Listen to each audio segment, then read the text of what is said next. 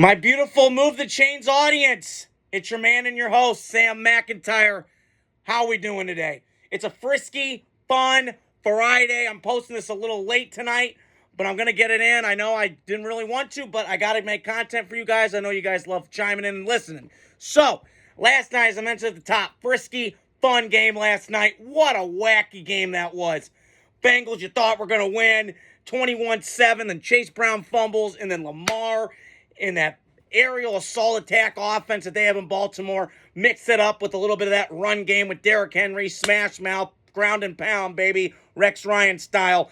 Came back and won in a wacky game. Heartbreaking loss for Cincinnati. I'll get to them in a second.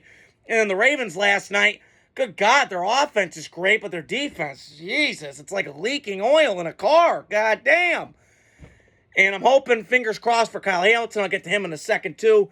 So, great game last night. Burrow and Lamar, just the AFC is loaded with young quarterbacks, man. And I'm really serious, man. And you got to be thankful. The Herberts, the Lamars, the Mahomes, obviously.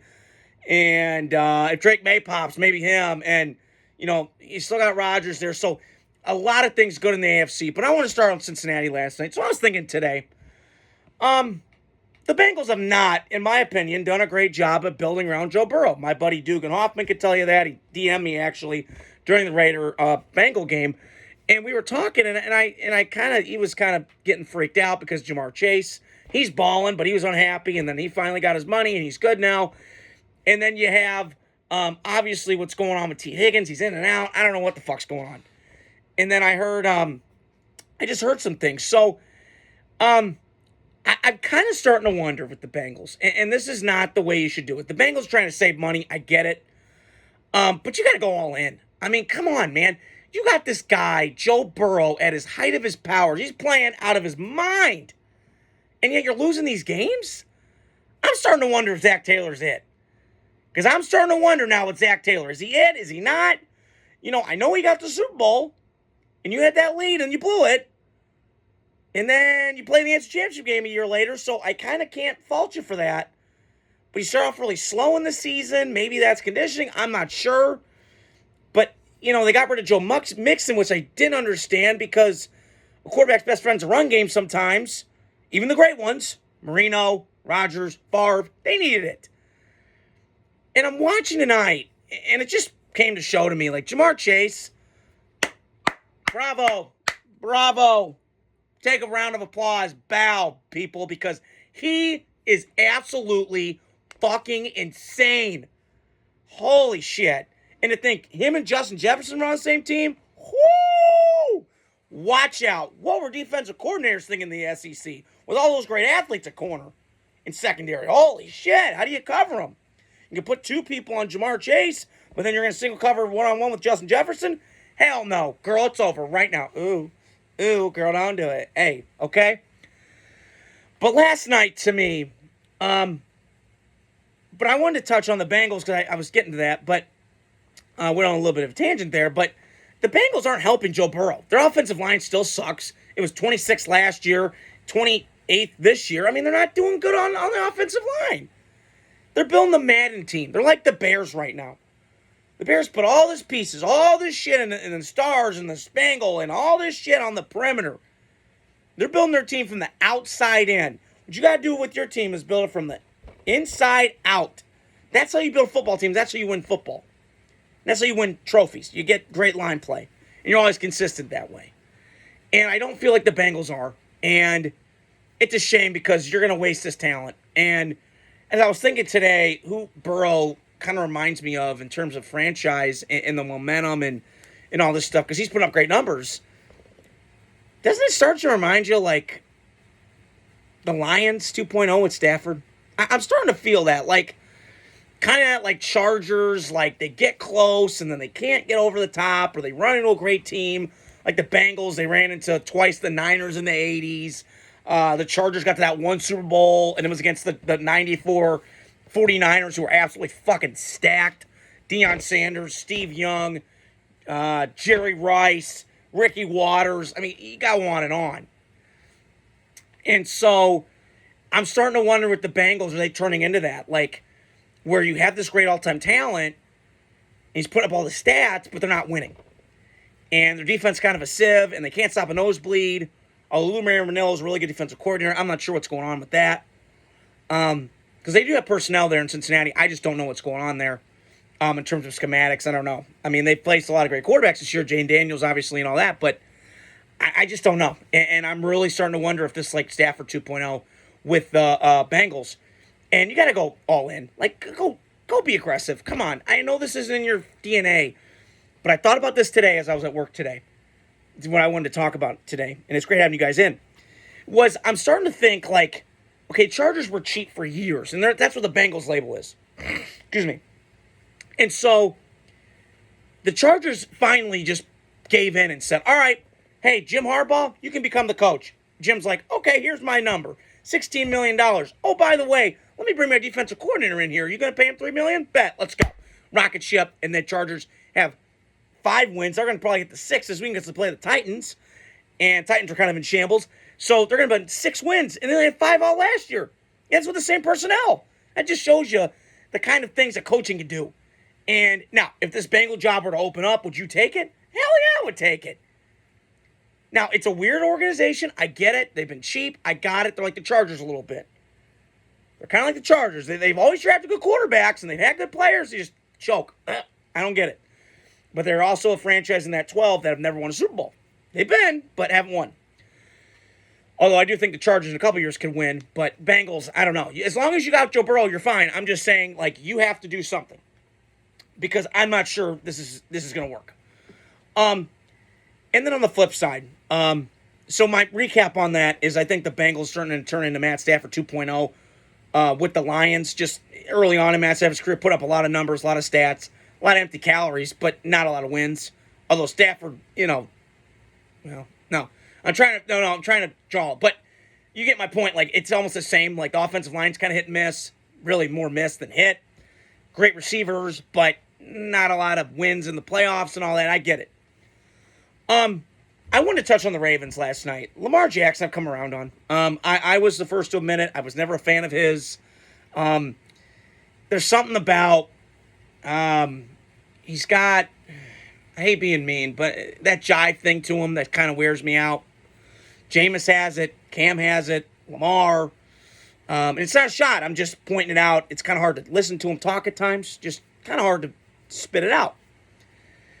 And we knew Lamar out of college was great. I mean, he won the Heisman in 2016. I was in college then. He was balling. He was leaping over Syracuse people. I get it. More running back than quarterback. But I also, the guidebook on how to build and get this quarterback to believe in it is you keep putting pieces around him to help him. The difference between them and the Bengals, and Kyle made this point yesterday, was that the Bengals aren't doing anything on Joe Burrow. They're not getting an offensive lineman. They're giving him they're not, he's just pissed all the time. He's got that scowl on his face. Why wouldn't he? You're not paying my 2 receivers. You're kind of pussyfooting around with that. You're not giving me an offensive line. You're kind of being cheap. Like, you could have Cliff Kingsbury, and you kind of didn't. So, I just feel like I get Burrow's frustration. And then Lamar, and I'll get to the Ravens here, is that Lamar, I feel like he's getting so much better in the pocket. And he's still a great runner. I mean, last night, he does shit that I go, what the fuck? Oh, whoa. Okay, yeah. Do you, bro. It's almost like Holmgren and Favre. I've seen those, NFL films where it's like, Favre, no. God help us. Oh, great. Yeah, keep doing that, bro. Woo, okay. So it's almost like that. Oh, cool. All right. So, the Ravens, listen, I just mentioned at the top, they got a great offense. And they're kind of mixing this pass-centric thing with Todd Monken because they're trying to get Lamar to become a pocket passer. And then they're mixing it with the run game with Derrick Henry, who still absolutely looks like he's 5 years fresher, 5 years younger, and looks amazing and looks great. He's one of the best running backs of my lifetime. On that short list, I would go with Daniel Tomlinson, Adrian Peterson. Excuse me. I would throw Derrick Henry in there. Jim Brown was for my time. But there's just those guys. And I think, to me, could the Ravens win a Super Bowl? Yeah, I do. I think, they could win it. Now, could they get home field again? Probably not, because they might lose one from here on out. Maybe Pittsburgh. I don't know. Max Lawson, shout out to you. I'm glad you guys got that dub last night. I was pulling. I did DM you after the game that their defense is bad. And I get it. That would be something I would address in the offseason if you do. You got to get better corners. But it's hard, and that division, it's hard. I mean, I'm going to give the Bengals their flowers. Like, they can put up points, and they can put up in bunches. And Jamar Chase is an absolute animal. And there's a couple guys, and I was sold on him coming out. I mean, I just saw it. He didn't even have to play that 2020 year. I'm like, stud, let's go. He put on that 2019 tape. He won a natty, got the dub, got the ring. Let's go. Move on. And it's just incredible, his production. I mean, from the jump, that first game of the year, touchdown against the Vikings. I remember watching it in my old apartment. And I just went, yeah, he's a stud. Joe Burrow and him are going to click. So, but, I mean, the Ravens, like I said, they're a well-run organization. They're top down. They're buttoned up. A little bit sloppy last night. I've seen this a little bit with the Ravens. Not too much, but a lot. They've had some penalties, Kind of get sloppy a little bit. But they're a well-coached football team. Hell of a job by John Harbaugh, who just needs to get more credit. I mean, that guy is an absolute ass kicker. Him and his brother are studs. Got a Super Bowl, been in the playoffs, been in AFC Championship games. In a tough division over the years with Pittsburgh, obviously, and Cleveland had to run for a little bit with Baker and all that. So, and also you're in the AFC with Mahomes now. So, and Herbert. Now the Harbaugh Bowl is coming up, so I'm excited for that. Again, to look forward to the Ravens. Listen, you guys are gonna make the playoffs. I'm not doubting that. Could you win the division? Probably. Although Pittsburgh, I think, has that edge right now, if I'm not mistaken. Ravens are 6-3. Okay, yeah, 6-3, and then Pittsburgh, if they win this weekend, and they're in Washington. I did pick Commanders to win. That's going to be a really good game. Fascinating to watch that. So, and the last thing I wanted to touch on. So, to recap, Ravens, great offense, leaky defense. They'll get it fixed, I hope. They got a 10-day rest period, so hopefully they can go back, watch the tape, not give up so much bombs, explosives over the top. Don't beat ourselves. But Ravens, a lot to cheer about last night. A lot of resilience, a lot of toughness in that team. And the Bengals let one game slip away. I mean, this is the second time now you played the Ravens. You've had a 10-point lead in the first game, and you had a 14-0 lead in the second game, and you can't close the door. I've always said there's teams that just think they're going to win. There's teams that know they're going to win. And the Ravens fall into the teams that know they're going to win, and the Bengals fall into the teams that think they're going to win. I've seen this my whole life. Georgia was like this for a long time before they ended up breaking through and knocking that door down against Alabama and Nick Saban. So, last thing I wanted to touch on, because I know I'm a Caleb hater, and I'm just going to, be honest. But I walked the stats yesterday, and I'm just alarmed at how bad Caleb has been. And I sit back and I'm like kind of laughing, like I kind of saw this coming. And the question marks we had coming out of college, it was the fingernail painting, the moodiness, starting to show again. Shit he's doing running around, all that. It's not looking good.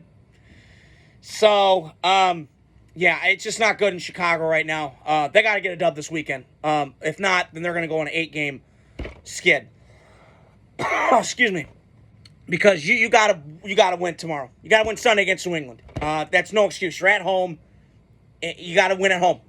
If you win at home against New England, then maybe I'll give you a chance in the playoffs. But I don't know, man, because you got Niners coming in there, getting healthy at the right time, right place, right time. Seattle, maybe you could if DK. We'll see. But I just not right now. And last but not least, I didn't mention this as what I was going to talk about, but I saw something today that Trevor Lawrence is out for the season. And I'm already saying who cares, because Trevor Lawrence, to me, is one of the most overpaid, overhyped, overrated players of my lifetime. And is some of this his fault? I don't know. I mean, maybe. We do this all the time. I get it. We build these, we build them up, then we break them down. But Jacksonville is shitty. And what coach wants to take that job? I don't know. Because you got a GM and Trent Baalke who, has got beef with everybody. You go back to his history. He had a split in San Francisco. Baalke and Harbaugh didn't get along. Now you got a split now with Peterson and Baalke. It's a shit show. And listen, I give him credit when he was in San Francisco because he built physical football teams. No doubt about it. Jim Harbaugh was mainly the reason, though. Like, they already had physical players. And a lot of that was from Trent Baalke, or maybe it was. I have to look at the years. But my point is, it ends badly with Baalke, and it's going to end badly in Jacksonville. So again, this falls on the GM. And there's just a dynamic there that just is like a powder keg. It's just going to blow up at any point. It's like a volcanic eruption. Like here, highway to hell. There's flames. It's coming, and it's going out the fucking woodwork. They got to do something. So that's all I want to touch on tonight. Posting this a little later than I wanted to, but always got to post some content for you guys. I know you guys love my content. Keep hitting that like, subscribe, share button. Stay tuned, and more videos to come. Talk to you guys soon.